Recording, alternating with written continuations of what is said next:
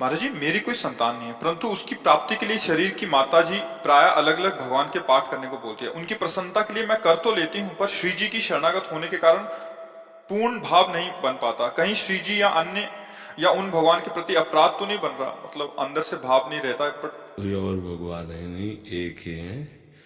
हाँ, उनको विविध नाम है, विविध रूप है, विविध आराधनाएं हैं। हमारी समझ में तो भक्ति के तीन स्वरूप हैं।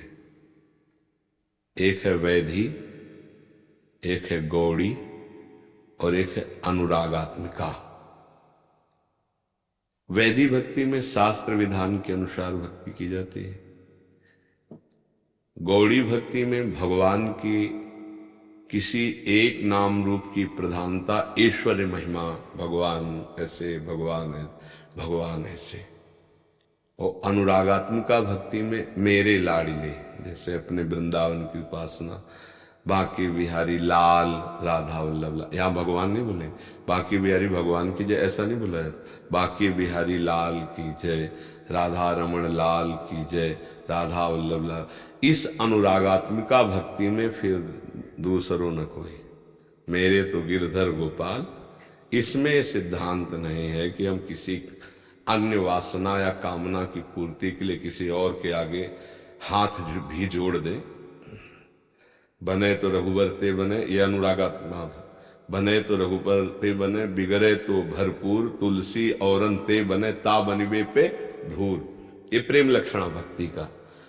अब अगर यहां कोई जुड़ता है तो समझना चाहिए कि प्रेम लक्षणा भक्ति का गढ़ है ये वृंदावन।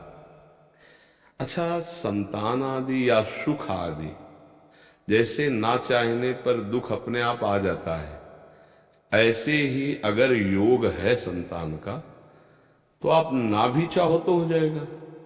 देखो ना, कितने ऐसे लोग हैं खाने की व्यवस्था नहीं, चाहते भी नहीं कि संतान हो, पर कई संतान हो जाते क्योंकि योग है। बहुत धन है, ऐश्वर्य है, वैभव है, पर योग नहीं है। पति पत्नी सुंदर है, सारी व्यवस्थाएं हैं, डॉक्टरी भी करवा चुके, सब व्यवस्था, पर योग नहीं है। तो योग ना होने पर फिर नहीं होगा। अब उसमें आप कोई पाठ करो, कोई ऐसा करो, कुछ ऐसा करो, फिर ना हो तो फिर आप उसमें भगवान पर अश्रद्धा करो, वो तुम्हारा अज्ञान होगा। अश्रद्धा से भगवान में कोई फर्क नहीं पड़ता है। श्रद्धा करोगे तो तुम्हारा मंगल हो जाएगा। अगर योग नहीं है तो कुछ भी किया जाए संतान नहीं हो सकती। जैसे श्रीमद् भागवत में कथा आती है कि आत्मदेव नाम के ब्राह्मण के पास खूब ऐश्वर्य संपत्ति सब थी। पत्नी थी जिनका नाम धुंधुली था। अब पति ने बहुत साधना की, दान पुण्य किया, बड़े विद्वान थे वो, तो सब अनुष्ठान किए, लेकिन संतान नहीं हुई। और हार करके इस बात में जल करके कि अब जाके जंगल में मैं आत्महत्या कर लूंगा, मेरे तो संतान है ही नहीं। तो जंगल में गए तो देखा सन्यासी जी आ रहे थे, तो उनके चरणों में गिर पड़े, रोए बहुत कि भगवान मैं तो यहां शरीर छोड़ने आया था, क्यों चिंतित हो तुम? बोले संतान हमारे नहीं। तो उनका मैं योग देख रहा हूं, तुम्हारे भाल में संतान की रेखा नहीं है। तो उनका महाराज अब हम तो जिएंगे नहीं अगर संतान नहीं मिला। तो उनका भाग्य में रेखा नहीं है संतान की, मान लो सुखी हो जाओगे। बोले नहीं महाराज हम तो उन्होंने तपोबल से एक फल प्रकट किया और दिया कि अगर अपनी पत्नी को खवा दोगे तो गर्भवती हो जाएगी, बढ़िया संतान होगी, पर तुम्हारे है नहीं भाग्य में संतान ही होगी। फल दे दिया। फल लेके गए, अपनी पत्नी से कहा कि ऐसा है। उसने कहा हम खा लेंगे, विश्वास में दे दी।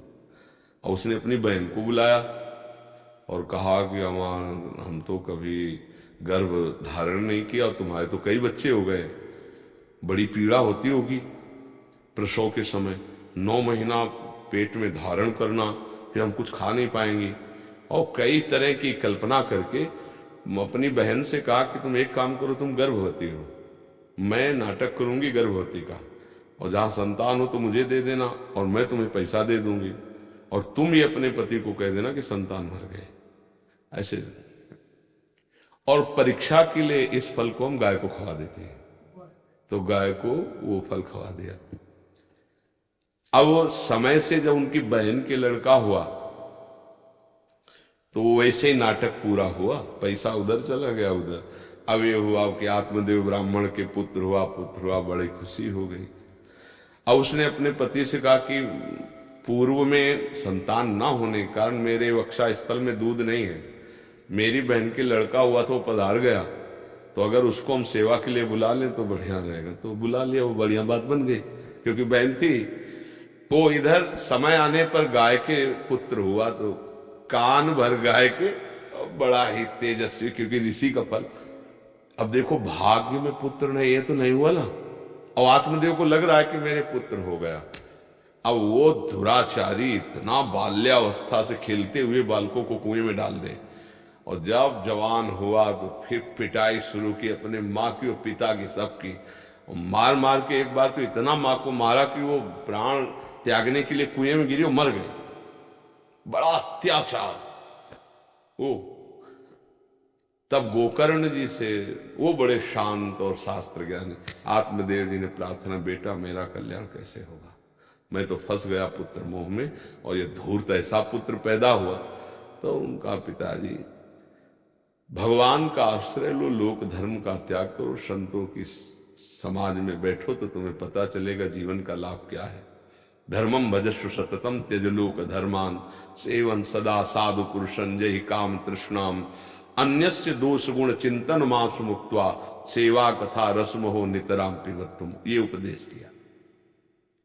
वो गए और भगवान का चिंतन करते हुए उनका, अब ये घोर पापाचारी पाप करके फिर वैश्याओं के संग उनके प्रभाव से मरा भूत बना।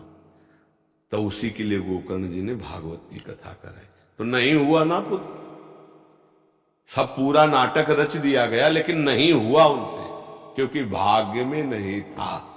हमें लगता है कि हम अपने इस बात को अंदर से जानते हुए कि हमारे भाग्य में यदि संतान होगी तो हो ही जाएगी, और नहीं है तो फिर नहीं होगी, ये पक्का है। तो होगी तो श्री जी से, प्रियालाल से, और अगर इनसे नहीं होगी तो फिर किसी से भी नहीं होगी। इतना तो समझना है कि हमारे श्यामा श्याम से यदि नहीं हुआ तो है तो सब इन्हीं की विभूतियां हैं, तो सब इन्हीं के स्वरूप, फिर किससे होगा। इसलिए हम अपनी अनन्यता, अपनी भक्ति, अपने आराध्य, ऐसा तो। और फिर अगर अभी अनन्यता नहीं आई है, भक्ति गौड़ी है, और आपका मन कहीं किसी देवता की आराधना करता है, तो कोई पाप है नहीं, वहां भी समझ लीजिए कि ये भी भगवान की विभूतियां ही तो है। पर हमें लगता है यदि प्रभु श्री कृष्ण से, प्रियाजू से नहीं बना तो किससे बनने वाला है? सब तो इन्हीं के अंश है, इनसे नहीं बना तो किससे? देख लेना चाहिए, किसका प्रश्न है? हाँ, देख लेना चाहिए, विचार पूर्वक देख लेना चाहिए। यही हम इनसे कह देते हैं, हमारे भी आपने सब संतुष्टि कर दी थी महाराज जी, तो हमारी पत्नी के भी नहीं है जी, इनसे भी हम यही कह देते हैं जी, श्री जी को जब देना होगा तो दे देंगी, नहीं तो स्वयं आ जाएंगी। हमारे इसमें श्री जी की सेवा में कई ऐसे परिवार हैं जिनके संतान नहीं हुई, आजीवन के लिए अब ब्रह्मचर्य लेकर खूब भजन साधन और प्रभु को अपना मान लिया, जीवन कृतार्थ हो गया। समझो, अगर हमारे पास संतान नहीं तो भगवान ने कर्तव्य से बचा दिया, प्रपंच के कर्तव्य। अब हम परम कर्तव्य में लग जाएं, दोनों पति पत्नी, खूब नाम जप करें, खूब भजन करें, भजन करके भगवान को प्राप्त कर ले, सब कुछ हो गया। जिसको भगवत प्राप्ति हो जाती है वो सब ऋणों से मुक्त हो जाता है। देव ऋण, ऋषि ऋण, मातृ ऋण, पितृ ऋण, एकादश स्कंद में भगवान वर्णन करते हैं। हाँ, अगर कुछ उपाय आदि करने से तो गृहस्थी धर्म है, अच्छा है, लेकिन उपाय के बाद भी यदि सफलता नहीं तो राजी रहना सीखो कि भाई अब हमारे प्रारब्ध में नहीं है, अब नहीं है तो फिर क्या उपाय किया जा सकता है, तो उसको धैर्यपूर्वक सहना चाहिए। फिर अन्य उपाय नहीं करना चाहिए कि हम इधर से उधर से, फिर वो वही धुंधकारी वाली बात। हाँ, उसमें क्या होगा कि जैसे आपकी संतान है तो आपके अंश से पैदा है, आपका स्वभाव, माता पिता का रूप और स्वभाव जाता है पुत्र के ऊपर, पहचाना नहीं जाता। तुम उनके लड़के हो क्या? बोले क्यों? बोले आकृति मिलती है और देखो डीएनए भी मिलता है, नहीं मिल, और स्वभाव, आचरण, माता पिता का ढांचा पुत्र के ऊपर आता है ना, पुत्र या पुत्री संतान के ऊपर, उससे गुण भी आते हैं। अब वो कहाँ से प्रकट हुआ, उसके क्या संस्कार हैं, उसके क्या गुण हैं, वो आएगा तो धुंधकारी जैसे बहन का लड़का है, आतंक मचा दिया, क्या क्या लीलाएं। तो हमें लगता है कि हमारे भाग में पुत्र सुख नहीं बदा है, तो नहीं बदा है। अगर जबरदस्ती करोगे तो हो सकता है कि फिर आपका जीवन क्लेशमय हो जाए, आनंद छूट जाए। इसलिए भगवान को अपना मान लो, जो मानो इनको, तो पुत्र मानो तो भी राजी है, पिता मानो तो भी राजी है, भगवान तो बहुत करुणामय है। इन्हीं को अपना मान के फिर भजन करे, क्योंकि जब प्रारब्ध में नहीं है तो फिर भजन करे, भजन से भगवत प्राप्त। और देखो जिनके पुत्र हैं उनके लिए विमाने थोड़ी आ रहे हैं भाई लड़का है तो विमाने गली में रोते घूम रहे कि हमारे लड़के ने सब कुछ लिखवा लिया और घर के बाहर कर दिया आपको। आए बहुत से लोग तो महान दुखी हैं, हाँ तो संतान भी दुखी। हाँ तो इसीलिए नाम जप करो। अच्छा, संतान हुई, कुमार्गामी हुई, जेल गई, पूरा जीवन जलता है माता पिता, क्या पूरा माता पिता जीवन भर जल। कितने ऐसे वृद्ध लोग हमें मिले जो अच्छे ऐश्वर्यवान थे, उनके पुत्रों ने पैर छू छू करके सब अपने अंदर में कर लिया और जो धक्का मार के बाहर निकाल दिया, रोते घूम रहे। तो जरूरी नहीं कि पुत्र प्रकट होगा तो सुख ही देगा, और अगर विधान में सुख है, पुत्र सुख है, तो बिना प्रयास के हो रहे हैं। रोकना चाहे तो नहीं रुकेंगे। अगर 4 संतान 5 जो भी होना हो जाएगा। देखो ना गांव में, देखो ना, खाने को नहीं 4-4 लड़के हैं, तो हमें लगता है भगवान के आश्रित रहे और जैसे प्रभु हमें रखे हमें राजी रहना चाहिए। इधर उधर ज्यादा परेशान नहीं होना चाहिए, नहीं उसमें धोखा भी हो सकता है। जीवन